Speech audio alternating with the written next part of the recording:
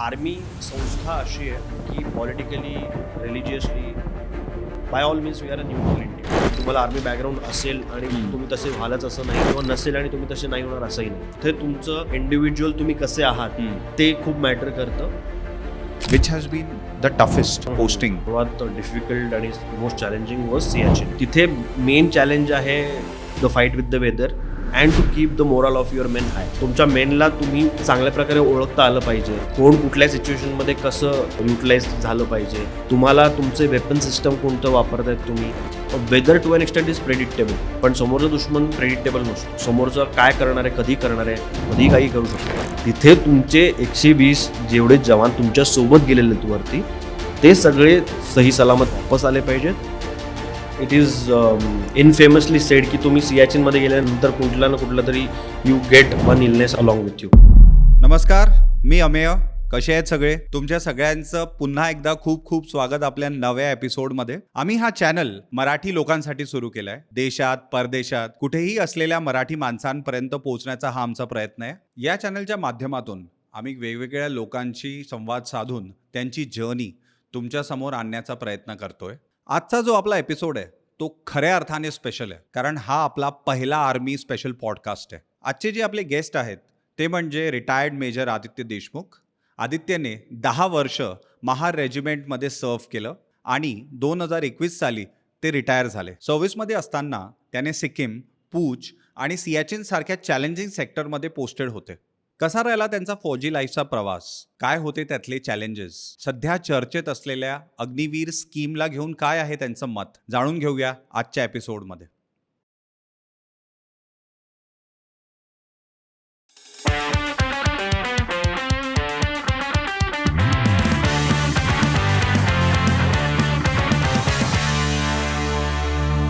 Major Aditya Deshmukh, welcome to Desi Pod. Thank you so much. Thanks. So first and foremost हा आमचा पहिला army podcast special आहे. Thank you for agreeing to do this. Pleasure's mine and thank you for such kind words.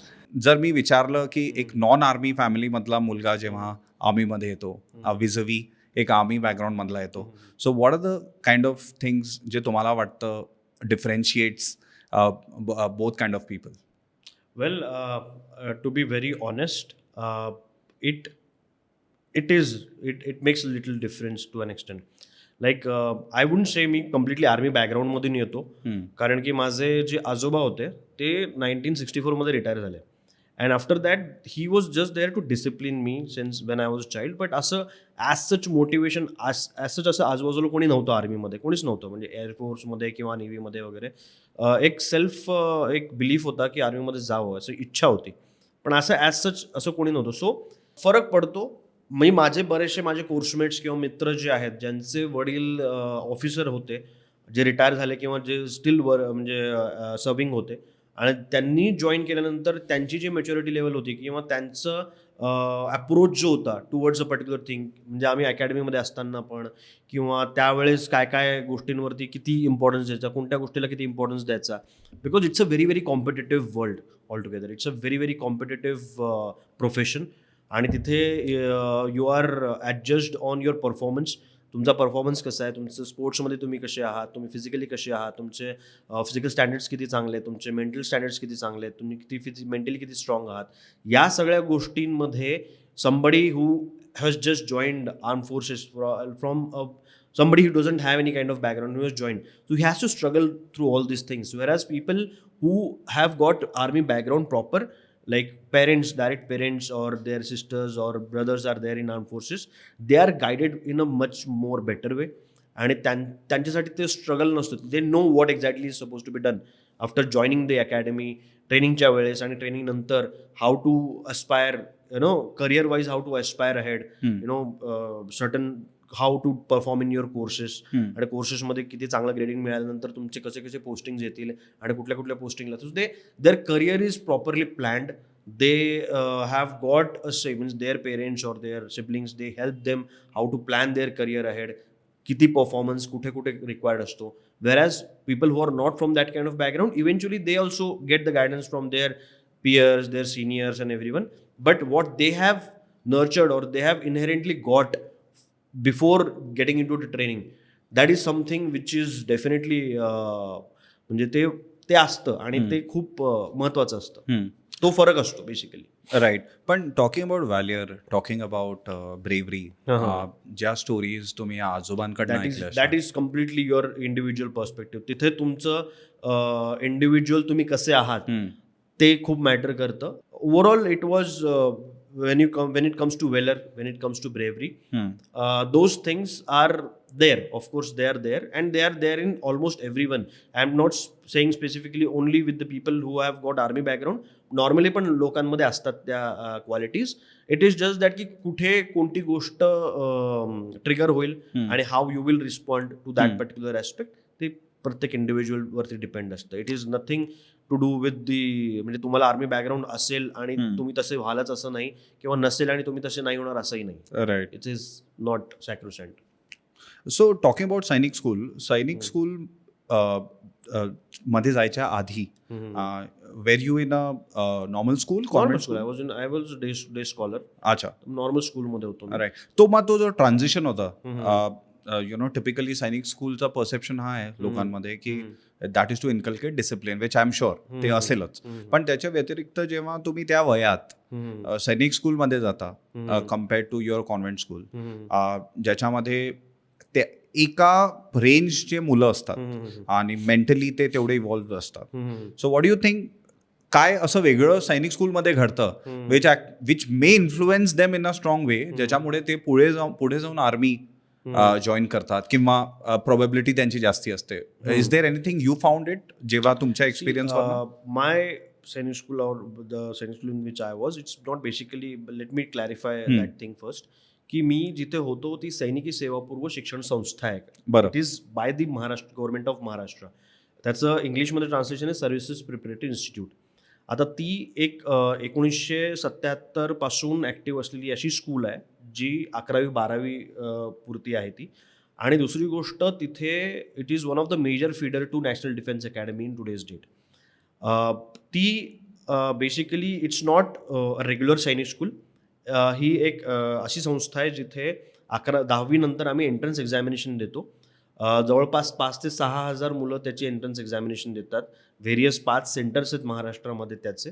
आणि ती exam झाल्यानंतर आमचा interview होतो आणि based on our interview and our merit 40 मुलं सिलेक्ट होतात दरवर्षी. 40 ते 42 मुलं सिलेक्ट होतात आणि 7-8 जण रिझर्व्हमध्ये असतात. तर 40 मुलं सिलेक्ट होतात दरवर्षी आणि त्या मुलांना ट्रेनिंग दिलं जातं for getting into NDA. So it is everything, it is the way it is designed, it is basically to get into armed forces. There is no other goal for it. तर तुम्ही जेव्हा SPI जातात आणि तुम्हाला training मिळतं, so it is like you are day scholar also. तुमची कॉलेजमध्ये पण तुम्ही जातात तिथे आणि ॲट द सेम टाईम तुम्हाला दिवसभर तुमची UPSCचे पण तुमचे म्हणजे NDAचे रिटर्नचे पण तुमचे क्लासेस होतात. तुम्हाला SSB वरती पण तुमचे क्लासेस होतात. तुम्हाला sports, various sports are there which you have to play. It becomes part of your curriculum. So sports, mentally you are preparing, physically you are preparing yourself. आणि eventually त्या सगळं हे झाल्यानंतर 2 वर्षानंतर आम्ही NDAची परीक्षा देतो आणि majority of the people clear that examination and majority of the people join also. So ती एक संस्था आहे जी महाराष्ट्रामध्ये युनिक एक अशी संस्था आहे जी which is by the government of Maharashtra. आणि त्या संस्थेमध्ये मी गेलो. तिथे गेल्यानंतर there was no other option but to get motivated, but to prepare yourself. And it was from the perspective की मला NDAमध्ये जाता यावं. Unfortunately I was low in merit, so I could not join NDA. But many of my peers, many of my coachmates, they joined. And it changed our life completely. So the transition which you are speaking of, it was a complete 180-degree transition for me per se, because it changed my perspective towards looking at army. I became much more pragmatic. I became much more practical in my approach towards joining army. Earlier it was just kind of fantasy की आपल्याला join करायचं आहे आणि बस you want to be this and that. But join केल्यानंतर eventually because our director was Colonel D.H. Parab, who is a very seasoned trainer, I would say. A very good person, very dynamic personality, who was actually training us. And there were other people as well. So त्यावेळेस आमच्यामध्ये how to develop a good personality, that was one of the major characteristics which we learn from there. पुस्तकं वाचणं किती महत्त्वाचं असतं, in how it became inherent part of my life later on. पुस्तक वाचायला आम्ही शिकलो तिथे, मॅगझिन्स वाचायला शिकलो, करंट अफेअर्स कसे अपडेट करायचे, ओव्हरऑल तुमची पर्सनॅलिटी कशी ग्रूम करायची, इंग्लिशमध्ये किंवा कम्युनिकेशन स्किल्स तुमचे कसे डेव्हलप करायचे, ह्या सगळ्या गोष्टी आम्हाला तिथे शिकवल्या गेल्या, which were very priceless, which were going to remain with us for the rest of our lives. Even some of my friends have not made it into army, but they are doing excellently well. त्याच्यामुळे तिथे त्या लेवलवरतीच आमची competitive level वाढली. आणि ते कॉम्पिटिशनमध्ये तुम्ही जेवढं जास्त कॉम्पिटिशनमध्ये तुम्ही राहाल तेवढं जास्त तुम्हाला एक्सपोजर मिळतो, एक्सपिरियन्स मिळतो, and the more robust you get, and it automatically makes you mentally fit and strong. So that is what happened at the early age. I was hardly 13-14 at that point of time. So it made me aware, स्वतःबद्दल awareness वाढला माझा त्याच वेळेस, आणि it eventually help me. पण there are some heroes you look up to. असे कुठले heroes होते तुमचे which actually played a significant role, ज्याच्यामुळे तुमचा आर्मीकडे वळायचा डिसिजन इन्फ्लुएन्स झाला?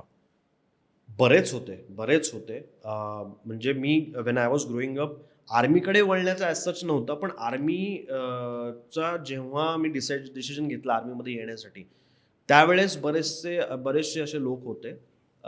पण सर्वात मेजर रोल तर होता माझ्या बहिणीचा, माझ्या आईचा, वडिलांचा. आणि जेव्हा मी SPI ला गेलो, that time I actually understood and learn the definition of heroism, what how heroes would be. त्यावेळेस आता ते सर रिटायर झालेत, कर्नल अमित दळवी म्हणून, ते डायरेक्टर पण होते SPIचे. Very personality. आणि आम्ही जेव्हा SPI मध्ये होतो तेव्हा ते ही वॉज मेजर, आणि आमची सिल्वर जुबली होती त्यावेळेस SPI मध्ये. तो he came to organise everything, and looking at him in the uniform and all, that remains in your mind throughout your life, की यार सच अ डॅशिंग पर्सनॅलिटी, सच अ आपल्याला तसं व्हायचं एक दिवस, असं वाटतं आपल्याला समवेअर ना. आपल्या डोक्यामध्ये ती एक इमेज अशी बसते ना, की आपल्याला पण वाटतं की यार this is something which is very motivating, म्हणजे वैसा होणं मागताय अशा टाईपमध्ये. सो ते होते. आणि आम्ही जेव्हा आमची रेझिंग डे असायचा आमच्या सैनिक स्कूलचा, त्यावेळेस बरेचसे जे NDA मध्ये असणारे जे कॅडेट्स होते ते यायचे. त्यावेळेस NDAला सुट्टी असते, आणि बरेचसे जे कमिशन झालेले ऑफिसर्स होते ते यायचे. बरेचसे असे ऑफिसर्स आम्ही त्यावेळेस बघायचो, आणि आम्हाला इन्स्पिरेशन वाटायचं की आपण पण एक दिवस असं व्हावं, आपण पण इथं जाणार वगैरे. त्या मोटिवेशनमध्ये that kept us going also. आणि काही मूवीज होत्या अशा ज्या बघून असं होतं ना की अरे, स्पेशली 13-14 वर्ष असताना तर जेव्हा तुम्ही बघता तर दॅट रिअली इन्स्पायर्स यू. त्यावेळेस म्हणजे त्याच्या आधीच आलं होतं टॉप गन, पर्ल हार्बर, म्हणजे इंग्रजी मूवीज होत्या. आणि मग लक्ष तर खूप नंतर आला तसा, पण LOC कारगिल किंवा बॉर्डर वगैरे हे सगळे पिक्चर डेफिनेटली, म्हणजे दॅट्स अ नॉर्म. म्हणजे ते तर म्हणजे ते शास्त्र असतं, ते बघायचं असतं, आणि ते मोटिवेट होतं. ॲब्सोल्युटली. पण वन ऑफ द थिंग्स जे मी माझे फ्रेंड्स वगैरेशी बोलताना, स्पेशली जेव्हा तुम्हाला जॉईन करायचं आहे नुकतंच, तर असतं which is the service selection board, which is SSB. आणि वन प्रॉमिनंट थिंग जे प्रत्येक जण बोलला त्याच्यावर इज की यार जी एक्झाम असते, जी प्रोसेस असते, जी ट्रेनिंग असते, they try to identify, they try to determine की हा जो कॅन्डिडेट आहे याच्यामध्ये ती ऑफिसर लाईक क्वालिटी आहे की नाही. So now that you been on both the sides, जेव्हा you are just an aspirant, आणि जेव्हा तुम्ही आज एखाद्या 17 year ओल्डला बघता, सो एका इंडियन आर्मीच्या पर्स्पेक्टिव्हनी त्या वयामध्ये जेव्हा तुम्ही बेअरली काही पाहिलंय, तर how would you see officer like quality in a 17 year old? If I am looking at that guy should be confident enough. Generally, he should have a good, decent routine, and he should be able to justify whatever he is doing. Even if he is like, म्हणजे तो एखादं lecture attend नसेल करत, किंवा कॉलेजमधून bunk करून तो movie बघायला जात असेल, किंवा त्याचं स्पोर्ट्सकडे जास्त लक्ष असेल, किंवा इतर गोष्टींकडे लक्ष असेल, पण तो त्याच्या गोष्टी जर करत असेल वेळेवरती, आणि मार्क्स वगैरे जेवढे पाहिजेत मिनिमम तेवढे मिळवत असेल, आणि त्याच्यामध्ये एक रिस्क टेकिंग एबिलिटी थोडीफार, म्हणजे जनरली जे लोक अशा गोष्टी करतात त्यांच्यामध्ये थोडीफार एबिलिटी असते. कारण मी माझ्या स्वतःला म्हणजे आपल्याकडून जग ओळखायचं म्हणतात ना, तसं I use to do that when I was in college and when I was growing up, की मूवी बघायला गेलेत, कधी क्लासेस नाही अटेंड केले, आणि कधी कधी केले तर मग म्हणजे त्याचं खूपच म्हणजे मग लेक्चररला पकडून घेऊन बसायचं की नाही अजून सांगा याच्याबद्दल वगैरे. That also we have done. So those things I feel that anyone who would have that thing can make it. And it's not म्हणजे असं एवढं आता कसं बाकी प्रोफेशन्समध्ये किंवा इंजिनियर किंवा IIT वगैरे हे म्हणण्यासाठी तुमची तल्लक बुद्धी लागते तुम्हाला. बरोबर. आर्मीमध्ये किंवा एअरफोर्स किंवा नेव्हीमध्ये पण जायला तल्लक बुद्धी लागते, पण ती बुद्धी एका वेगळ्या प्रकारच्या म्हणजे त्याचं जे काय म्हणतात, मला एक्झॅक्टली शब्द त्याचं सांगता येणार नाही, पण त्याचं जे समीकरण आहे ते थोडंसं वेगळं आहे. हे नॉर्मल रुटीन जॉब नाही आहे. तर आर्मी किंवा आर्म फोर्सेसमध्ये तुम्हाला जायचं म्हणजे it's not a job, it's a way of life. It's a profession जे तुमच्याकडून 24/7 एक्सपेक्ट करतं की यू शुड बी देअर. आणि it's uniform services are something which are 24/7. म्हणजे ते असं नाही की तुम्ही सकाळी 9 वाजता गेला, संध्याकाळी 5 वाजता वापस आला आणि नंतर मग जस्ट दॅट्स इट. नाही, it's a 24/7 thing. And when you are in field तेव्हा तर इट इज लाईक तुम्ही तिथेच आहात. You are with your men more than you stay with your family. तर it's a different profession altogether. So तिथे जाण्यासाठी तुमची level of commitment which is required ती 17 वर्षाच्या मुलामध्ये तुम्हाला दिसणार नाही, किंवा 17 वर्षाच्या मुलाकडून तुम्ही अपेक्षा करू शकत नाही. आपण फक्त त्याच्याकडून एक अपेक्षा एवढी करू शकतो की यार ह्याला ट्रेनिंग दिल्यानंतर हा माणूस तसा बनेल का. त्या गोष्टी बेसिक असतात ज्याच्यामध्ये which includes your basic OLQs, officer like qualities. There are 16 OLQs which are mentioned on the internet also. They are there. I won't be mentioning each of them, but leadership qualities, your coordination, and your basically your ability to take responsibility of certain things. Can you throw some light on some scenarios जे कदाचित ते दिले जातात किंवा ज्याच्यावर analyse केलं जातं अशा SSB मध्ये बेसिकली तुमचं व्हेरियस टास्क असतात. त्याच्यामध्ये तुमचं सायकोलॉजिकल टेस्ट असते, त्याच्यानंतर तुमची GTO असतो आणि तुमचं इंटरव्ह्यू पण असतो. There are various 3 aspects through which you are adjudged or assessed, and based on that तुमचं सिलेक्शन होतं किंवा सिलेक्शन होत नाही. आता बरेचसे लोक जे नाही होत सिलेक्ट त्यांच्यामध्ये ते क्वालिटीज नाही आहेत का असं नाही आहे. त्या क्वालिटीज थोडंफार कमी प्रमाणामध्ये ते नेक्स्ट टाइम त्यांनी जरा त्या क्वालिटीजवरती वर्क केलं तर त्या क्वालिटीज त्यांच्यामध्ये डेव्हलपही होऊ शकतात आणि ते जॉईन पण करू शकतात. तर I am not an expert in it. I am not somebody who is qualified to comment about the services selection board as such. पण ॲट द सेम टाइम जे मी एक्सपिरियन्स केलेलं आहे किंवा जे मी बघतो जे लोक सिलेक्ट होतात त्यांच्यामध्ये, they are very calm people, they are very sorted people, and they know what is supposed to be done. They are basically self-aware people. त्यांचा स्वतःबद्दलची जी काय म्हणतात त्याला नॉलेज आहे, सेल्फ अवेअरनेस जो आहे तो खूप चांगला आहे. आणि त्यांना माहिती की केव्हा कुठं काय कसं मी करू शकतो आणि मी ते करू शकेल का नाही. आणि जेव्हा म्हणजे ते समोर दिसतं. देर इज नो म्हणजे हिडन काहीच अजेंडा किंवा हिडन काहीच नसतं SSB मध्ये. सरळ आहे. तुम्हाला एखादी गोष्ट तुम्ही करताय तर ती गोष्ट कशी करू शकतात आणि in the most sorted way, and सगळ्यांना सोबत घेऊन जाणे पुढे. त्यात बऱ्याचशा गोष्टी आहेत ज्या तुम्ही स्ट्रेट अवे बघू शकतात. जे असेसमेंट जे लोक करतात they are the actual people who knows की कुठल्या क्वालिटीसाठी हा रिजेक्ट होऊ शकतो किंवा सिलेक्ट नाही होऊ शकत, किंवा what are the qualities which are expected. Basically SSB मध्ये कोणीच रिजेक्ट होत नाही. Basically there are certain qualities ज्या तुमच्यामध्ये आहेत तर you will get selected, but otherwise they are not, rest of them are not rejected. So त्याच्यामध्ये term पण ती जे वापरतात recommended, either you are recommended you are not recommended, but selection not selection is not the criteria because everybody is at पार. सगळ्यांचीच, कारण सगळ्यांनी written examination सगळ्यांनी क्लिअर केलेली असते तेव्हाच ते SSB साठी पोहोचतात. जनरली त्यांचा IQ level is generally okay when you reach there. So where they differ in certain aspects. OLQs जे बेसिक आहेत त्या तुमच्यामध्ये नसतील तर तुम्ही नाही होणार सिलेक्ट. त्या असतील तर सिलेक्ट व्हाल, आणि थोडंफार जर चेरिश करायचे असतील म्हणजे त्यांना ब्रशअप करायचं असेल तर maybe you may get selected next time. As simple as that. Right.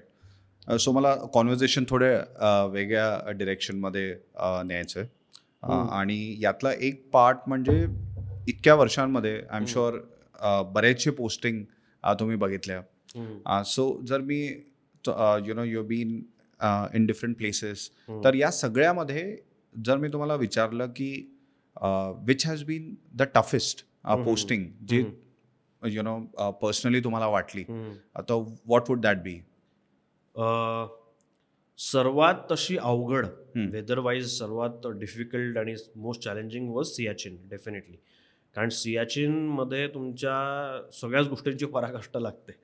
कारण की तुमचा कश तुम्हाला प्रचंड प्रिपेअर करावं लागतं तिथं जाण्यासाठी. एकतर ते preparation itself takes a toll on your health. पण तिथे मेन चॅलेंज आहे the fight with the weather and to keep the morale of your men high. या 2 मेन चॅलेंजेस आहेत तिथे. आणि तुमचं जे रसद तुम्हाला मिळत असते, तुमचं लॉजिस्टिक्स आणि हे ते मेंटेन ठेवणं किंवा आहे. पण त्याहीपेक्षा टफ मी म्हणेल की मी जेव्हा पुंछ राजौरी सेक्टरमध्ये पोस्टेड होतो, लाईन ऑफ कंट्रोलवरती जेव्हा पोस्टेड होतो, त्यावेळेस it was real testament of your leadership acumen. तुमची लिडरशिप क्वालिटी तिथं खूप म्हणजे एकदम एक्स्ट्रीम लेवलला तुम्ही टेस्ट करता, तिथे टेस्ट होते. कारण की तिथे देर इज ॲक्शन. म्हणजे तिथे on a daily basis operations होतात, ॲम्बुश होतात, पेट्रोल्स आणि बऱ्याचशा ऑपरेशन्स वगैरे कंटिन्युअसली चालू असतात तिथे. आणि LCवरती तुम्हाला खूप हाय अलर्ट राहावं लागतं. तुम्हाला इन्फिल्ट्रेशन पण होऊ द्यायचं नाही आहे फ्रॉम द ॲडव्हर्सरी साईड. आणि ॲट द सेम टाईम तुम्हाला मेंटेन ठेवायचे सगळ्याच गोष्टी. म्हणजे तिथे म्हणजे एव्हरी डे म्हणजे हे राऊंड्स वगैरे चालू असतात. म्हणजे there is firing every day, there are operations which are launch on a daily basis. तर तिथे तुम्हाला खूप हाय लेवल ऑफ अलर्टनेस लागतो, खूप हाय लेवल ऑफ एजिलिटी लागते. खूप तुम्हाला तुमच्या मेनला तुम्हाला चांगल्या प्रकारे ओळखता आलं पाहिजे. कोण कुठल्या सिच्युएशनमध्ये कसं युटिलाइज झालं पाहिजे. आणि तुमच्या मेनला तुम्हाला म्हणजे रुटीन त्या पोस्टवरचं रुटीन आणि त्या सगळ्या गोष्टी, रात्री कोणी कुठे किती ड्युटी दिली पाहिजे, या सगळ्या down to the nitty gritties, nuts and bolts of it, या सगळ्या गोष्टी माहिती असायला पाहिजेत. तुम्हाला तुमचे वेपन सिस्टम कोणतं वापरतायत, तुम्ही एक पर्टिक्युलर सिच्युएशनमध्ये कुठलं वेपन वापराल हे तुम्हाला डिसिजन पटकन घ्यावं लागतं. तुम्हाला बऱ्याचशा गोष्टी असतात which and mainly excuse me, तुमचं ऑपरेशनल ॲस्पेक्ट तिथे टेस्ट केलं जातं. तुम्ही ज्यासाठी ट्रेन केलेलं आहे तुम्हाला, त्या सगळ्या गोष्टी तिथे टेस्ट होतात. आणि it was much more challenging कारण की every day is different. In Siachen most of the days are almost similar. You just have to face it and challenges definitely. Siachen has got its own dynamics.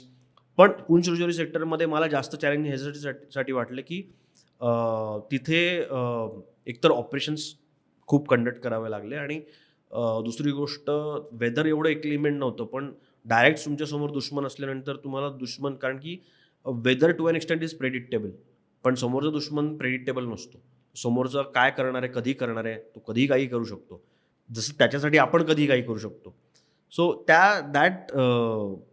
ते म्हणजे mental game जो चालू असतो समोरच्याचा आणि आपल्याचा, that itself is very challenging. आणि तिथे तुमची म्हणजे अक्कल शक्कल सगळ्या गोष्टी एकदम पराकाष्ठा लागते तिथे. That is very challenging. So one thing मला जे डेफिनेटली विचारायचं आहे, बिकॉज तुम्ही सियाचीनबद्दल बोललात. सो जेव्हा रेट्रोस्पेक्टमध्ये आपण बघतो एखादी गोष्ट, तेव्हा त्याला असं करता आलं असतं, तसं आहे वगैरे बऱ्याचशे त्याचे ॲस्पेक्ट असतात जे तुम्हाला वाटतं जेव्हा तुम्ही मागे वळून बघता. पण वेन यू आर देअर, तुम्ही त्या ठिकाणी आहात, पोस्टेड आहात, दिवस महिने निघून जातात, तर ती फिलिंग सेल्फ अवेअरनेस असतो की मी आता ज्या क्षणाला माझ्या ट्रूप बरोबर उभा आहे, इथनं माझं घर किंवा माझ्यापर्यंत पोचणारे आपले लोक च्यापेक्षा जास्ती जवळ बाजूच्या कंट्रीमधले जे सोल्जर्स आहे ते जास्ती जवळ आहे जॉग्राफिकली.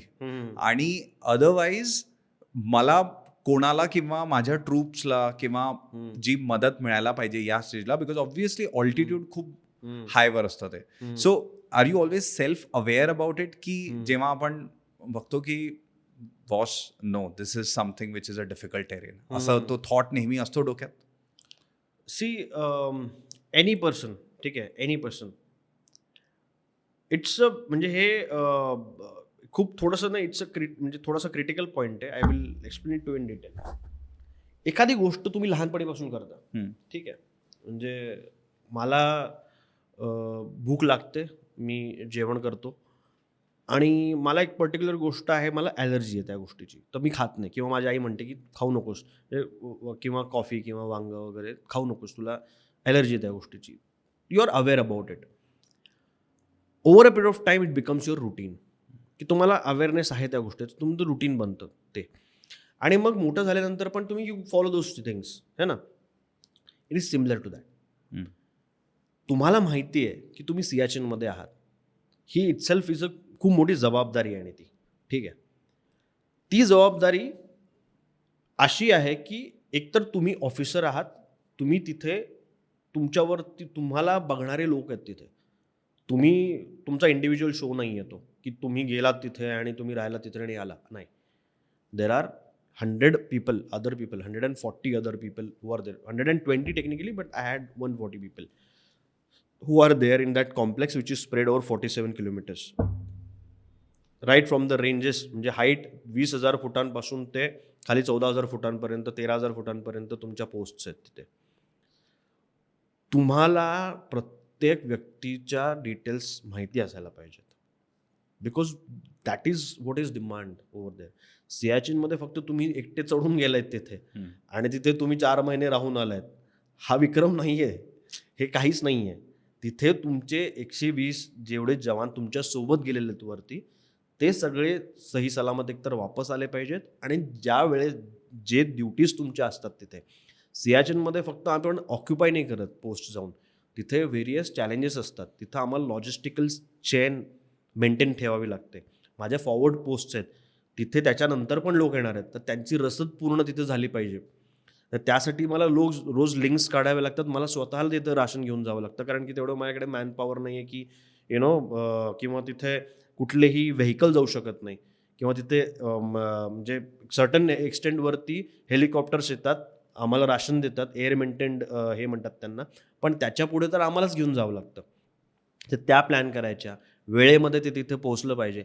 ह्या सगळ्या ॲस्पेक्ट्सला बघता घरच्यांची आठवण किंवा तो इमोशनल ॲस्पेक्ट 4 महिने आम्ही खालीच सोडून येतो, खाली बेस कॅम्पमध्येच सोडून येतो, because you cannot afford to be emotional at that point of time. हो, ॲज अ ह्युमन बिईंग आठवण येते घरच्यांची, बाकी सगळे, कारण जवानांना पण येते, सगळ्याच लोकांना येते, पण we cannot afford to give more importance. आपल्या इमोशन्सला थोडंसं बाजूला ठेवून आपल्या सगळ्या गोष्टी कराव्याच लागतात. अँड जसं मी म्हणलो, तुम्हाला त्या गोष्टी सवय होऊन जाते. इनिशियली थोडं डिफिकल्ट येतं, 1-2 आठवडे वगैरे, पण तुम्हाला नंतर सवय होऊन जाते. आणि being trained army personnel of Indian army, training is such की तुम्हाला ट्रेनिंगमध्येच तुमचे फंडे एवढे स्ट्रेट होऊन जातात ना, की तुम्हाला माहिती असतं की पुढे जाऊन करायचं आहे काय. आणि नॉट ओन्ली ट्रेनिंग फक्त आमची अकॅडमीमधली पुरतीच सीमित नसते. आम्हाला व्हेरियस स्टेजेसला आमची ट्रेनिंग चालूच असते. आमचे कोर्सेस होतात, व्हेरियस कोर्सेस होतात in order to update ourselves. आणि सियाचीनमध्ये पोहोचल्यानंतर पण 3 ते 4 आठवड्यांचं तिथं ट्रेनिंग असतं बेस कॅम्पला, जे तुम्हाला एवढं टफ करतं की तुम्हाला वरती गेल्यानंतर वरती जाणं तुम्हाला जास्त सोयीस्कर वाटतं त्या ट्रेनिंगपेक्षा. त्या हिशोबाने ते ट्रेनिंग प्लॅन केलेलं आहे. It's very tough. At 12,500 feet Wien you run, म्हणजे तुम्हाला 5 किलोमीटर 14 ते 16 किलो तुमच्यावरती वजन असतं लादलेलं. 5 किलोमीटर सकाळी -32 डिग्रीमध्ये तुम्ही पळता, आणि त्याच्यानंतर तुमच्या PT करता तुम्ही, आणि दिवसभर तुम्ही वॉल क्लाइम्बिंग आणि या बाकी सगळ्या गोष्टी करत असतात तिथे ट्रेनिंगमध्ये, विच इज समथिंग. आणि ते केल्यानंतर 3 आठवड्यानंतर 4 आठवड्यानंतर तुम्हाला म्हणजे जर तुम्ही पास केलं ते ट्रेनिंग, त्याच्यानंतर तुम्हाला ऑपॉर्च्युनिटी मिळते सियाचीनमध्ये पोस्टवरती जाण्याची, as an officer or as a jawan or anybody. आणि that training is equal for everyone. May he be lieutenant colonel or may he be the junior most jawan of the hey. सगळ्यांना training करावंच लागतं, pass करावंच लागतं, तरच तुम्हाला opportunity मिळते वरती जाण्यासाठी. आणि जेव्हा तुम्ही पोस्टमध्ये जातात तेव्हा 4 महिने तुम्ही राहिल्यानंतर जेव्हा डिइंडक्ट करतात, ती फिलिंग वेगळीच असते.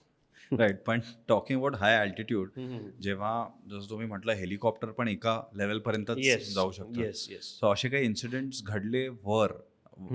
एकदा ट्रेनिंग झाली, तुम्ही पूर्ण ट्रूप बरोबर समोर वर गेलात. अनटुवर्ड इन्सिडेंट तर नेहमी घडत असतात, हो. पण असं काही घडलंय तुमच्या ट्रूप बरोबर किंवा कोलिग्स बरोबर असं असताना हो, ज्याच्यामुळे? म्हणजे कसं असतं, मी खूप अतिशय सिम्पल भाषेमध्ये समजून सांगतो ती गोष्ट. आता कसं आहे, माझं जे हेडक्वार्टर होतं, म्हणजे मी कंपनी कमांडर होतो तिथे, आणि माझं कंपनी हेडक्वार्टर जे होतं ते 18,000 फुटांवरती होतं अप्रॉक्सिमेटली. आणि तिथून माझी जी फॉरवर्ड पोस्ट होती ती अप्रॉक्सिमेटली 19,500 फुटांवरती होती, आणि जाण्याचं डिस्टन्स होता जवळपास 10 ते 15 किलोमीटरचा चालत, आणि तो चढच होता. आणि मी फोटोजमध्ये पण तुम्हाला दाखवेन ते ठिकाण. तिथे पोहोचण्यासाठी it use to take around 4 to 5 hours to reach there, एवढ्या डिस्टन्सवरती, कारण की यू आर कॅरिंग ऑल्सो. आणि त्या ॲल्टिट्यूडला oxygen is only 7% as a matter of fact. Pressure पण खूप कमी असतं. सो तुम्हाला हेल्थकडे पण बघायचं आहे स्वतःच्या, पण तिथे कारण फॉरवर्ड पोस्टमध्ये जे लोक बसलेले आहेत त्यांच्या सपोर्टसाठी पूर्ण चेन आहे, ऑनेस्टली स्पीकिंग. त्या सपोर्टमध्ये जेव्हा तुम्ही वरती चढत असतात आणि तुम्ही तुमच्या पाठीवरती कमीत कमी 10-15 किलो प्रत्येकाच्या पाठीवरती वजन असतं, इन्क्लुडिंग ऑफिसर किंवा JCO जो कोणी असेल, आणि तुम्ही जेव्हा तिथे जाऊन अनलोड करता आणि वापस येतात, त्याच्यामध्ये तुम्हाला व्हेरियस फॅक्टर्स कन्सिडर करावे लागतात. की आणि आमचं जे लिंक निघते ती रात्री 2:30 ते 3च्या दरम्यान निघते, कारण तेव्हा वेदर थोडंसं शांत असतं, वारं एवढं नसतं, शांत असतं, आणि इट इज त्यावेळेस कुठलाही ॲव्हलॅन्च येण्याचा भीती नसते, किंवा कोणतेही क्रिवायसिस फाटण्याची भीती नसते त्यावेळेस. जनरली तो एक टाईम असतो. ते 2:30-3 रात्री ते सकाळी 7:30-8 वाजेपर्यंत, जोपर्यंत सूर्य वरती थोडाफार यायला सुरुवात होत नाही. जनरली आम्ही 7 कन्सिडर करून चालायचो. तर वरती जाणे, तिथं राशन वगैरे सोडणे आणि वापस येणे. This use to be task every alternate day for me and alternate day for my, म्हणजे आमच्या सोबत जे JCO वगैरे होते त्यांच्यासाठी. तर हे करत असताना एक दिवस काय झालं, रात्रीचा वेळ होता, आणि एक क्रिवायस अशी एकदम म्हणजे फॉर्म झाली होती, आणि इट वॉज म्हणजे समर सुरू होणार होतं तेव्हा. मे एंडचा, जूनच्या स्टार्टिंगचा वगैरे काळ होता. आणि मी चालत असताना बर्फ अक्युमुलेट झाला होता वरती, नॉर्मल स्नो, आईस पण नव्हतं, स्नो होता नॉर्मल फ्लेक्स जे पडतात ना त्याचे. आणि अचानक एका ठिकाणी आणि आम्ही कसं एकमेकांना रोप लावून चालत असतो, ते एका ठिकाणी मी पडलो क्रिवॅसमध्ये. क्रिवॅसची गंमत अशी असते की तिथे प्रत्येक मीटरवरती, एकेका मीटरवरती सर्टन 2 ते 3 डिग्रीचा फरक पडत जातो, मायनसमध्ये जातं.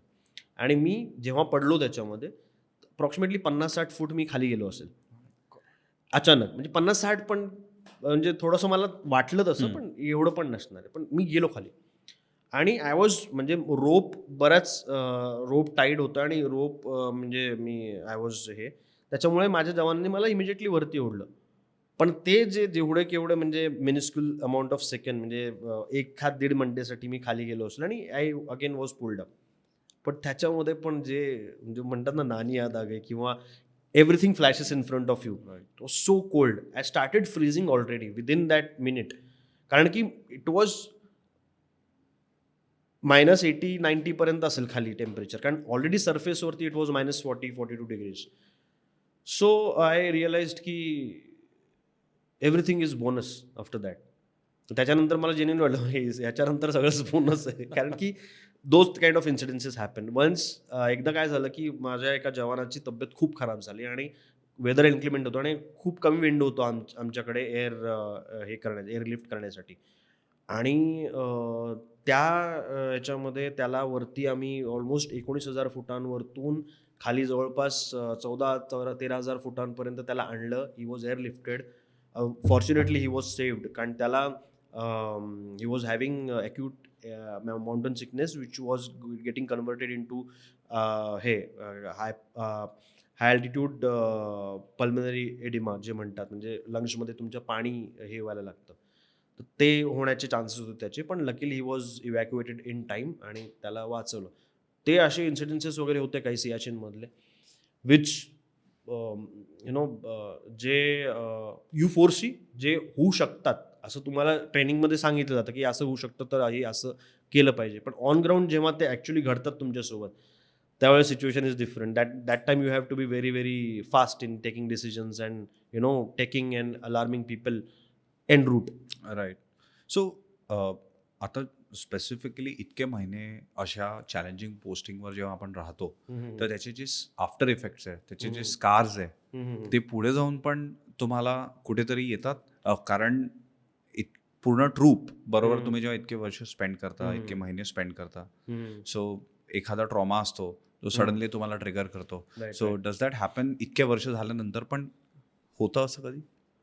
ट्रॉमाजचं तर मी म्हणजे I will speak about traumas but the physical in Siachen अशी एक ठिकाण आहे जिथे इट इज इनफेमसली सेड की तुम्ही सियाचिनमध्ये गेल्यानंतर कुठला ना कुठला तरी you get one illness along with you असं म्हणलं जातं. आणि which is to an extent true also. काही काही जणांना नाही होत, काही काही जणांना होतं, but some things remain with them. आणि फिजिकल एलिमेंटची गोष्ट केली तर I myself was expose to ultraviolet rays for a prolong period. म्हणजे मी सिक्कीमला असताना पण prior to that I had high altitude experience of almost 2.5 almost 3 years. आणि त्याच्यानंतर सियाचिनमध्ये पण होतो. तो in a short span of 10 years I was posted in to high altitudes which plays काय म्हणतात त्याला negative impact on your health. Health-wise, I don't know, which I will realize maybe in the future. But the very immediate effect was I had these scars on my, I have got redness most of the time. I still take treatment for it.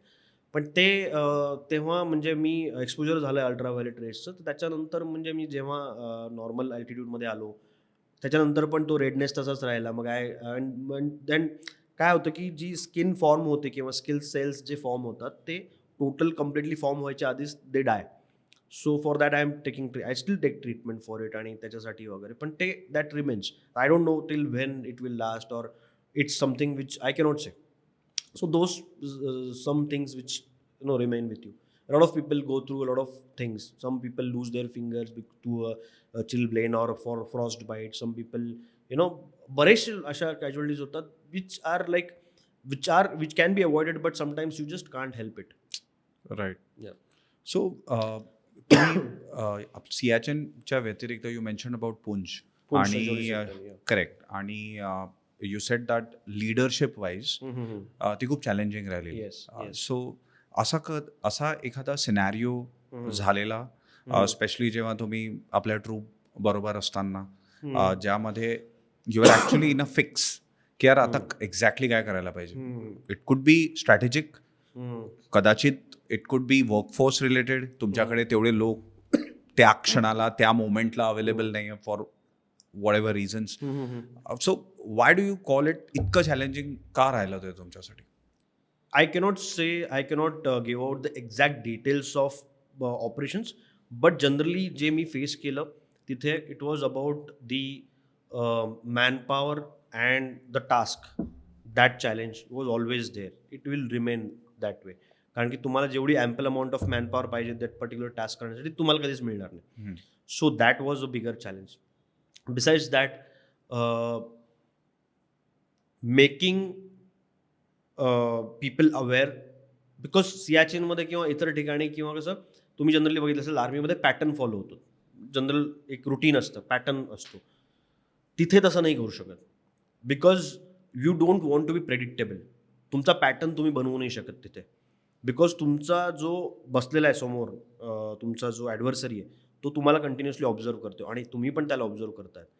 तुमचं जर routine एक set झालं आणि तुम्ही जर एका certain पॅटर्ननी चालायला लागला it will becomes very easy for him to predict us. And it becomes very easy त्याच्यासाठी की तो कधी पण आपल्यावरती अटॅक करू शकतो आणि त्यावेळेस आम्ही काहीच करू शकणार नाही. सो तो पॅटर्न एकतर मोडणं खूप गरजेचं असतं. मग त्या पॅटर्न मोडण्याच्या प्रोसेसमध्ये काही लोकांचं ते रुटीन सेट होतं नाही होत. काही लोक सुट्टीहून आलेले आहेत, काही लोक सुट्टीवर जाणार आहेत, माइंडसेट डिफर करतो. सो त्यावेळेस हे बेसिक चॅलेंजेस आहेत which are very human challenges. पण ह्या चॅलेंजेसला तुम्हाला फेस करावं लागतं आणि तुम्हाला तुमच्याकडे लिमिटेड ॲम्युनिशन आहे, तुमच्याकडे लिमिटेड राशन आहे.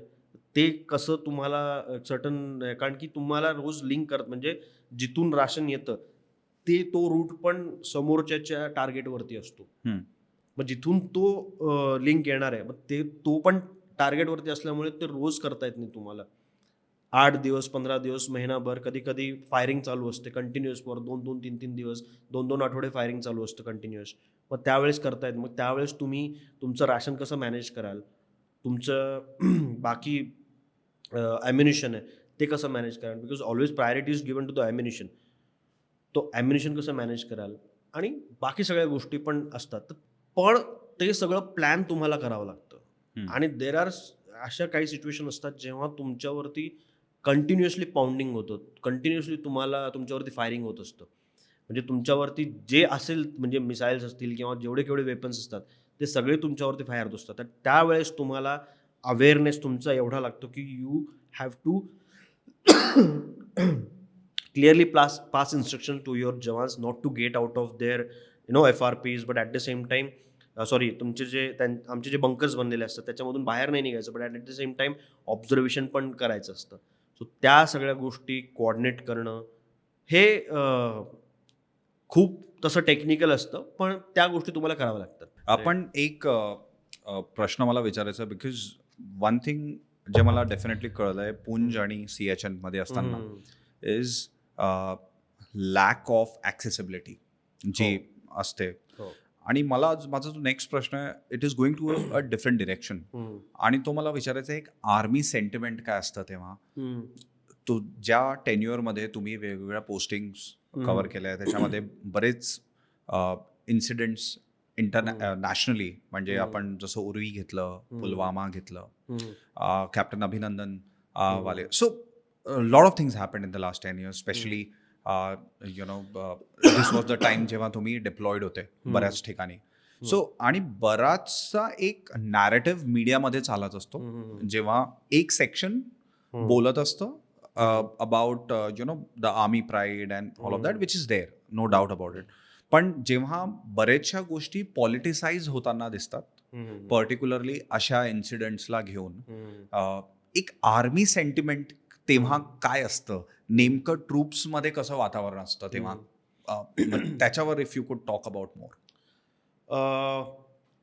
आर्मी संस्था अशी आहे, आर्मी किंवा Indian arm forces, it is politically neutral. आम्ही पॉलिटिकली न्यूट्रल आहोत, and I can proudly say that की politically, religiously, by all means we are a neutral entity. आम्हाला म्हणजे सर्वात आधी आमचं रेजिमेंट किंवा रेजिमेंटसाठी आमचे काही गोष्टी असतात, नाम नमक और निशान. ते नाम म्हणजे रेजिमेंटचं नाम, नमक जिसका हम खार आहे ना, आणि निशान म्हणजे ज्या निशानसाठी when it's come to Indian flag or the regimental flag for which we are working, our integrity is towards that. Our integrity is not towards a particular party, जी आप देशामधली कुठली पार्टी असेल किंवा कुठला पॉलिटिकल लीडर असेल. No, we are basically politically neutral entity. म्हणून देशामध्ये जे काही चालू आहे किंवा मीडियामध्ये जे काही दाखवत आहेत किंवा मीडियामध्ये ज्या गोष्टींबद्दल मध्यंतरी ते म्हणजे खूप कॉन्ट्रोवर्सीज ज्या आम्ही न्यूजमध्ये बघायचो की प्रूफ मागितलं आहे या पर्टिक्युलर गोष्टीचं, जे काही असेल वगैरे, whatever that is there, म्हणजे politicians are there or the ministers are there to take care of it, किंवा त्या डिफेंड करण्यासाठी वगैरे त्या गोष्टी बनलेल्या आहेत. किंवा आमच्या हायर हेरार्कीमध्ये पण समटाईम्स क्वेश्चन होतात वगैरे. आमचा जॉब नाही आहे त्याबद्दल विचार करणं किंवा त्या गोष्टीकडे बघणं. आम्ही जेव्हा कमिशन होतो, एक सिम्पल एक्झाम्पल देतो, आणि कमिशन झाल्यानंतर ऑफिसर्स मेस असते, तर आमचा एक बेसिक रूल असतो ऑफिसर मेसमध्ये. There are 4 things which are never discussed. First and foremost thing त्याच्यामध्ये आहे politics, second is women, third is money, fourth is religion. We never discuss about this 4 things. And these, माझ्या मते ह्या 4 गोष्टींमुळे बऱ्याचशा controversies किंवा बऱ्याचशा गोष्टी होतात in a normal scenario, in a normal world, and nothing good or bad comes out of it. आमचा आउटलुक मीडियाकडे बघण्याचा किंवा कुठल्याही प्रकारच्या न्यूज बघण्याच्या आयडियली खूप न्यूट्रल असतो. तो आम्हाला फरक नाही पडत की काय डिस्कस होत आहे किंवा काय नाही डिस्कस होत आहे. राईट. यालाच घेऊन माझा पुढचा प्रश्न असतो, बिकॉज मागच्या 2 वर्षांमध्ये specially army has been in the news because of the policy Agniveer, आणि त्यामध्ये पण खूप मिक्स्ड रिॲक्शन्स आहेत. तुमचं पर्सनल टेक काय आहे या पॉलिसीला घेऊन? अग्निवीर ही एक अशी स्कीम आहे ज्याच्यामध्ये आर्मी नेव्ही एअरफोर्समध्ये रिक्रुटमेंट जी होते, and it is not for officers, it's only for the recruits, जे नवीन सोल्जर्स येतात त्यांच्यासाठी. सो त्याच्यामध्ये according to that the policy is that की जेव्हा रिक्रुटमेंट होते, सपोज पूर्वी 25 लोक घ्यायचे, त्याऐवजी 100 लोक घेतले जातात. 100 लोकांचं सिलेक्शन होतं आणि त्यांचं सिलेक्शन प्रोसेस त्याच अनुषंगाने होते जशी पूर्वी पण व्हायची. So the criteria doesn't change, criteria remains the same. त्यांना फिजिकलमध्ये तेवढंच त्यांची कॉम्पिटिशन आहे, त्यांचं जे काही रिटर्न एक्झाम थोडी म्हणजे होती त्यांच्या लेवलवरती ती पण सेम आहे, सगळ्या गोष्टी सेम आहेत. ओनली दॅट की सीट्स वाढवलेत. पूर्वी सपोज 25च होते, तर आता ते 100 गेलेत. आता ते 100 मुलं एका युनिटमध्ये आर्मीमध्ये येणार. त्या 100 मुलांना तुम्ही 6 ते 7 महिन्यांचं ट्रेनिंग दिल्यानंतर तुम्हाला ते युनिटमध्ये येणार तुमच्या. त्या 100 मुलांपैकी 25 जण 4 वर्षानंतर 25 जण परमनंट होणार आणि 75 मुलांना सोडावे लागणार. There the sense of competition comes. जो चांगला करतोय तो 25 मध्ये येईल. And that is how the competitive level has gone up. आता ज्या लोकांना पूर्वी चान्सच नव्हता आर्मी किंवा आर्मीबद्दल एक्सपोजर मिळण्याचा, कारण ते भरतीच होऊ शकत नव्हते खूप प्रयत्न केल्यानंतर सुद्धा, आता त्यांचा सेन्स ऑफ कॉम्पिटेटिव्हनेस वाढला आहे आणि सीट्स वाढल्यामुळे there is nowhere, standard low नाही झालेलं, सीट्स वाढल्यामुळे more and more people come आणि जास्त चांगली क्वालिटी मिळते. आता चांगली क्वालिटी मिळत असताना 100 पैकी 25 जणच पुढे जाणार आहेत, बाकी 75 जणांना वापस यावं लागेल. And it's too early to comment about Agniveer. I personally feel it's too early to decide की ती चांगली स्कीम आहे का वाईट स्कीम आहे. याचे पॉझिटिव्ह ॲस्पेक्ट्स किंवा रिपरकशन्स हे ओव्हर अ पिरियड ऑफ टाईमच दिसतील. आत्ता right now it is at a very young stage. आत्ता अग्निवीर यायला सुरुवात झाली आहे. Maybe first batch second batch आता रिटायर होईल पुढच्या वर्षी किंवा त्याच्या पुढच्या वर्षी. नंतर over a period of time त्यांना म्हणजे हिट अँड ट्रायल करून कळेल जे काही इंटेन्शन असेल गव्हर्नमेंटचं. May it be to save the जेवढा पैसा पेन्शन देण्यामध्ये जातो, may be government wants to save on that, is a very popular opinion about this scheme. और may be there are various aspects to it, there are various speculations about it. या सगळ्या speculations किंवा या सगळ्या गोष्टींचा विचार करता मला पर्सनली असं वाटतं की Agniveer, since it is a part of the system and since we all are part of the system, let's see how things unfold in the future. So एक जो महत्त्वाचा ॲस्पेक्ट आहे आणि मला आजच्या जी वर्कफोर्स आहे, आजची जी आपली आर्मीमध्ये नवीन लोक रिक्रूट होतात, त्यांच्याबद्दल विचारायचं आहे. आणि तो म्हणजे आजचा आपला जेनझी ची जी वर्कफोर्स आहे, जेनझी आणि त्यांच्या नंतरचे जे येणारे लोक आहे जेन अल्फा, त्या लोकांसाठी स्पेशली हा मला प्रश्न विचारायचा आहे तुम्हाला. एक पर्टिक्युलर ॲस्पेक्ट जो म्हणजे लोक जेव्हा आपापल्या रिझन्सनी जॉईन करतात आर्मी, बऱ्याच लोकांना असं वाटतं यार आर्मी जॉईन करणं म्हणजे खूप कूल आहे. एअरफोर्समध्ये आपण प्रत्येक शाळेत एक प्रश्न असतो की काय बनायचं आहे, तर बऱ्याचदा हा एक कूल एलिमेंट खूप असोसिएट केला जातो या सगळ्यांबरोबर आणि तो नेहमी आलाय. पण जेव्हा आपण डेटाकडे बघतो, स्टॅटिस्टिक्स मध्ये ते रिफ्लेक्ट होताना दिसत नाही. त्याचं मेन कारण काय वाटतं तुम्हाला? का अजून पण इतके लोक त्या मोठ्या प्रमाणात का नाही येत? याचे बरेचसे कारण आहेत आणि मी काय म्हणजे असं स्टॅटिस्टिकल एक्सपर्ट नाही त्या गोष्टीबद्दल सांगायचं, पण जनरल ऑब्झर्वेशन हे आहे की being part of the fraternity, I have been into arm forces for 10 years and जे काही मी एक्सपिरियन्स केलं आहे, it's a very very challenging job, it's a very very challenging profession. It's something which any person, म्हणजे कुठल्याही व्यक्ती ते 10 वेळेस विचार केल्याशिवाय तो आर्मीत येणार नाही कधीच, ही फॅक्ट आहे.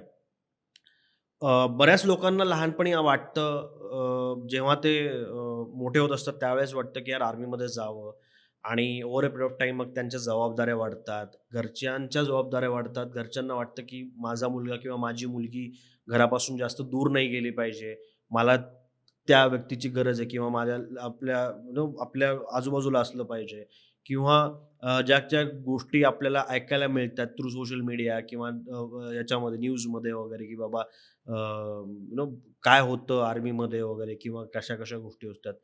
आणि सिन्स ॲडव्हंट हे आजचा प्रॉब्लेम नाही आहे. हा बऱ्याच वर्ष म्हणजे आधीपासूनचा हा प्रॉब्लेम आहे. इनफॅक्ट मी तर म्हणतो हजारो वर्षांपासून हा प्रॉब्लेम असणार आहे, की जिथे आपले आई-वडील 10 वेळेस विचार करतात, की मुलाला सैन्यात पाठवायचं का नाही किंवा मुलीला सैन्यात पाठवायचं का नाही. त्याचं कारणच हे, की आपल्याकडे तसा माइंडसेट नाहीये आणि at the same time logical reason त्या गोष्टीचं असं आहे, की आपल्याकडे बाकी एव्हेन्यूज ऑफ एम्प्लॉयमेंट इझिली अवेलेबल आहेत.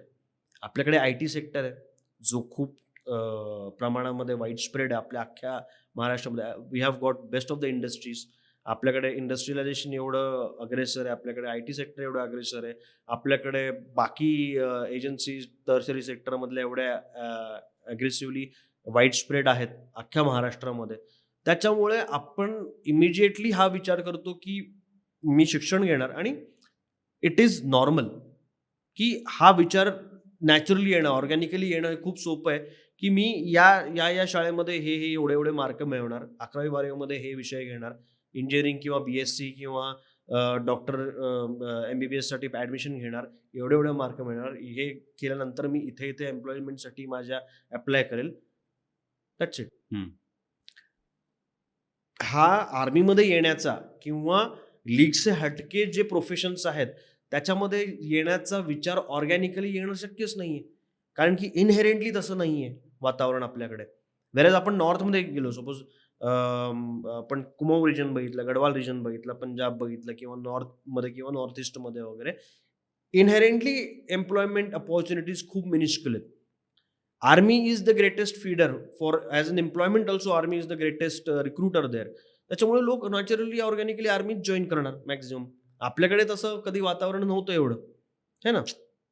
त्याच्यामुळे आपल्याकडे आर्मीमध्ये जॉईन करणारे खूपच लिमिटेड लोक असतात. आता राहिला प्रश्न जेन झी किंवा जेन अल्फाचा जो तू विचारत होतास. Same thing is happened with millennials किंवा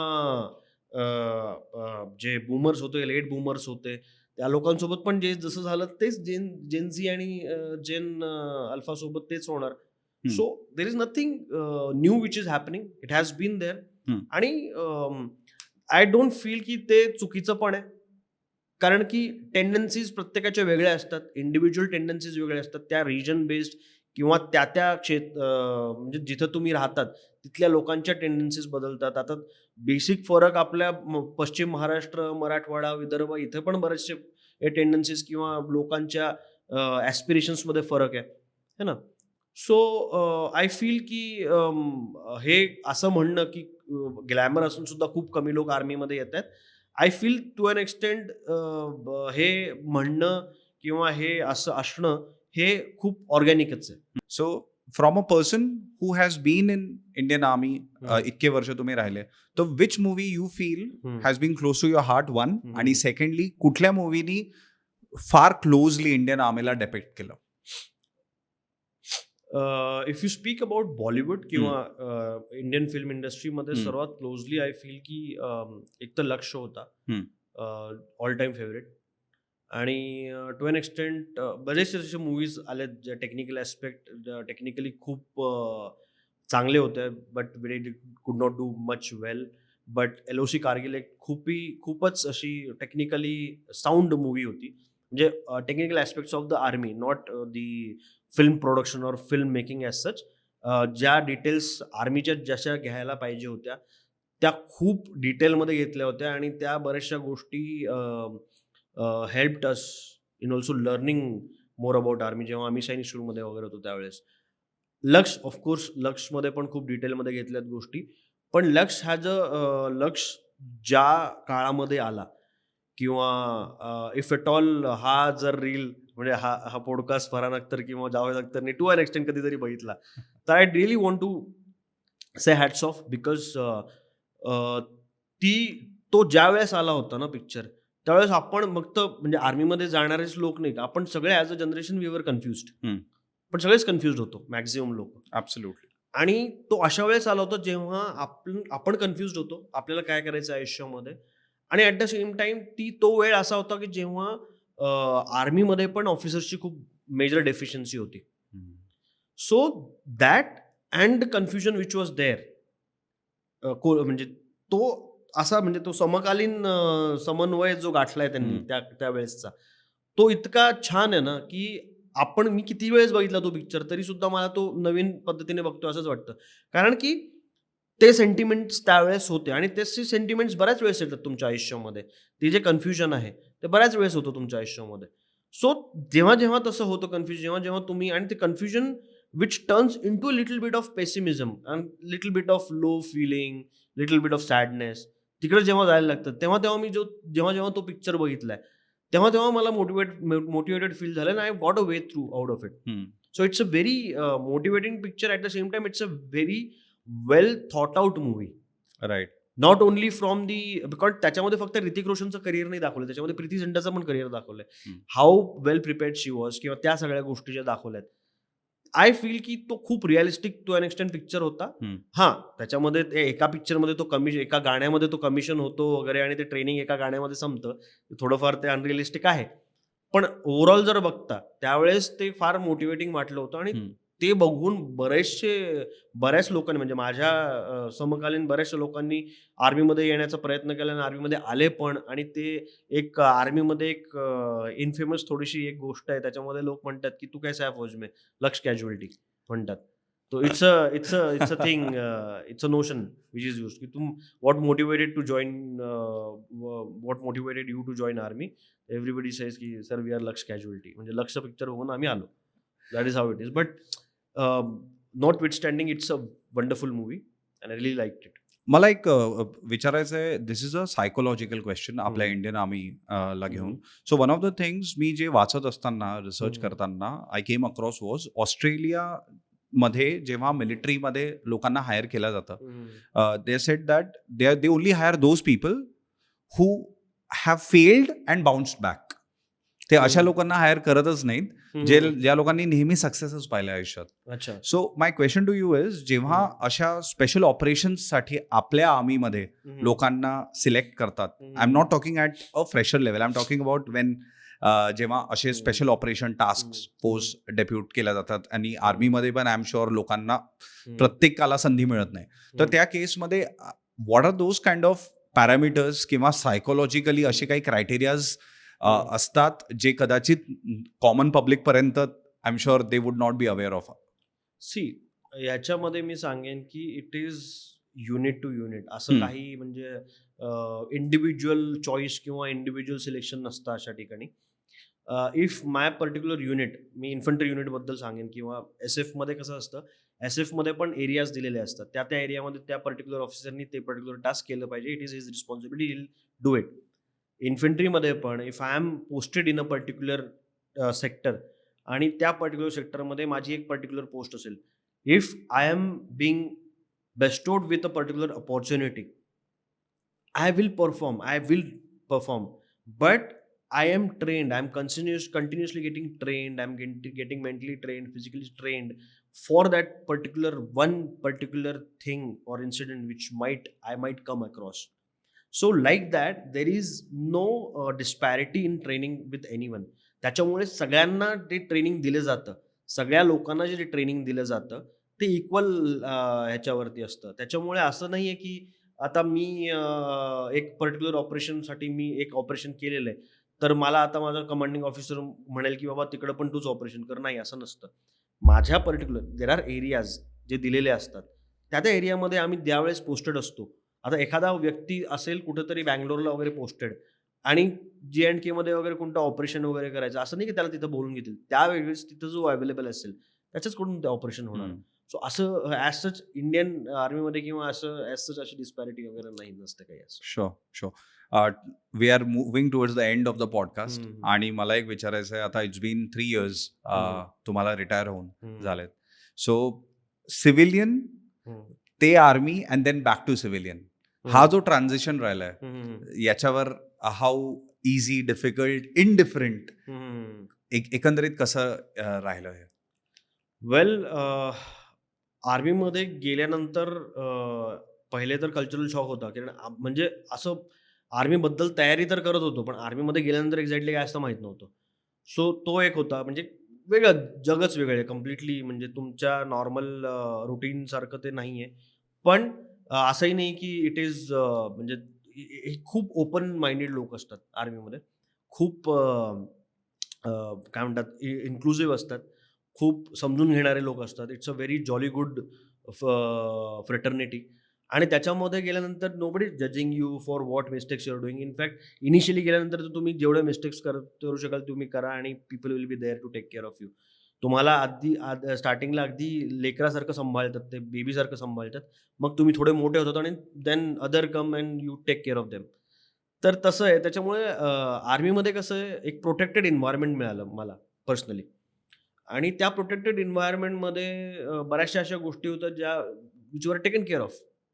म्हणजे माझं डॉक्युमेंटेशन असेल किंवा माझ्या आई-वडिलांची काळजी असेल किंवा माझं मेडिकल वगैरे असेल, ते सगळ्या गोष्टी वॉज टेकन केअर ऑफ. आणि मग स्लोली त्या गोष्टीची सवय होऊन जाते पॅम्पर होण्याची. राईट. आणि म्हणजे ॲज अन ऑफिसर तुम्ही बरंचसं काम करत आहात. You are working continuously hard, but there are certain aspects where you are pampered.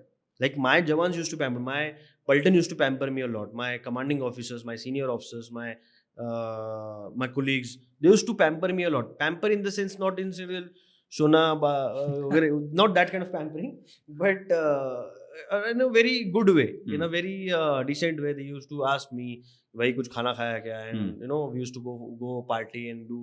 My senior subaltern, they were very caring about me. Looked after. I was looked after very well. Whereas जेव्हा वेळ आली, जेव्हा बाहेर येणार होतो मी, तेव्हा मला या गोष्टीचं म्हणजे I was not like really bothered की बाबा whether I will be taken care of or not वगैरे. पण जेव्हा मी बाहेर ॲक्च्युअली आलो, that time I really missed it initially, की यार असं वी वर व्हेरी प्रोटेक्टेड. कारण की एखादी गोष्ट मी चुकीची करत असेल, there are 10 people to tell me की यार मत कर, वो गलत है. If I am investing in to a certain thing, so मत कर, ये गलत है वगैरे. पण eventually when I came out, I realised की no, now there is no one. You have to. आणि तुम्हाला बऱ्याचशा गोष्टी अनलर्न पण कराव्या लागतात. एक जो पर्स्पेक्टिव्ह होता की समोरच्याला माहिती असेल नसेल वगैरे, अरे मी तर आर्मीमधून आलोय आता आणि असं नाही चालत बाहेर. पण आजच्या तारखेमध्ये everybody is aware, everybody is on the similar pedestal. आणि तुम्हाला स्वतःला अपडेट पण करावं लागतं खूप. टेक्निकली खूप अपडेट करावं लागतं तुम्हाला. एक्सेल शीटवर तर काम करणं शिकणं खूप गरजेचं आहे बाहेर. प्रेझेंटेशन चांगले बनवावे लागतात तुम्हाला. आणि you need to know a lot of different aspects also. So yes, बाहेर आल्यानंतर बऱ्याचशा गोष्टी मला अनलर्न पण कराव्या लागल्या, शिकाव्या पण लागल्यात. आणि it is not easy. One thing I want to ask you is about unlearning. आणि तो प्रश्न मला माहिती आहे, लाईक यू मेन्शन, अडॅप्ट करायला लागलं आणि ते तुम्ही करत आहे. I am sure you would continue doing it. Unlearning सुरू आहे. पण 3 वर्ष झाले तरी पण एक आर्मी कल्चर बद्दल बोललं जातं ना, की यार इतका इनग्रेंड असतो तो तुमच्यामध्ये की it's so difficult to get rid of. तर असा कुठला ॲस्पेक्ट आहे you still struggling to get over it? नाही, त्या ठिकाणी तोंड उघडणे. म्हणजे आम्हाला सवय असते की प्रत्येक गोष्टीमध्ये आता युअर गिव्ह युअर ओपिनियन. कारण की जवानांसोबत वगैरे बसल्यानंतर किंवा आमच्या कोलिग सोबत बसल्यानंतर किंवा there is a sense of equality. तिथं सगळीकडे बोलणं गरजेचं. म्हणजे we generally tend to speak. तर मला ह्या गोष्टीवर स्वतःला खूप कंट्रोल करावं लागतं की यार प्रत्येक ठिकाणी बोलणं गरजेचं नसतं. प्रत्येक ठिकाणी तुमचं मत मांडणं गरजेचं नसतं. लोकांचं मत असतं आणि लोक ज्या त्या वेळेस ते मांडण्याचा तुम्हाला पण चान्स मिळतो. प्रत्येक वेळेस तुमचं मत मांडणं किंवा प्रत्येक वेळेस हे करणं गरजेचं नसतं. You have to control yourself. So ते ऑटोमॅटिकली ते sometimes inherently goes out. And it's, I don't think so it's a army आर्मीमुळे असलेल्या लोक ना, it's a individual trait I would say. की मी फटकळ होतो आधीपासूनच. आणि म्हणजे ते मुफट म्हणतात ना तशा टाईपमध्ये. आणि ते समटाईम्स ते कंट्रोल करावं लागतं. बाहेर तुम्हाला डिप्लोमॅटिकली थोडं करेक्ट बोलावं लागतं, पॉलिटिकली करेक्ट बोलावं लागतं, because you may never know who will take it in what sense. तर असं फटकळ असून चालत नाही. म्हणजे आर्मीमध्ये तुम्ही फटकळ असलात तरी ते निभून देतात, कारण समोरचा अंडरस्टँड करून घेतो. पण म्हणजे टू एन एक्सटेंट आर्मीमध्ये पण चालत नाही तसं ॲज सच. पण मी तसा इंडिव्हिज्युअली तसा आधीपासून होतो. पण ते मला खूप अनलर्न करावं लागलं, फटकळ असणं आणि कुठेही म्हणजे असं एकदम बोलून टाकणं वगैरे. It is not really very good. आणि तसं इंडिव्हिज्युअली केलं पण नाही पाहिजे. It's not really very good on my part also. So yes. One last question मला विचारायचं आहे, specially with your current job. कारण यू वर्क विथ कॉर्पोरेट्स आणि कॉर्पोरेट्स कंपनीजमध्ये वगैरे बरेच एम्फसाइज दिलं जातं अबाउट टीम स्पिरिट. बरेच एक्सरसाइज करवतात, टीम लीड्स आणि वगैरे. पण जेव्हा आर्मीमध्ये army रेजिमेंटमध्ये team spirit is completely different किंवा and obviously it has to be different.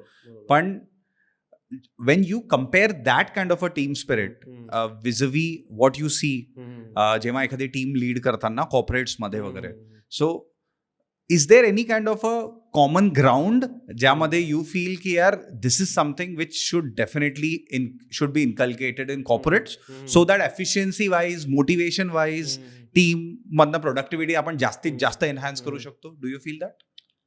Well, as a matter of fact, as a team leader anywhere, whether it's corporate or whether it was in army, सर्वात मोठी गोष्ट जी मला माझ्या सिनियर्सने पण शिकवलेली होती, you have to be very considerate and कंपॅशनेट.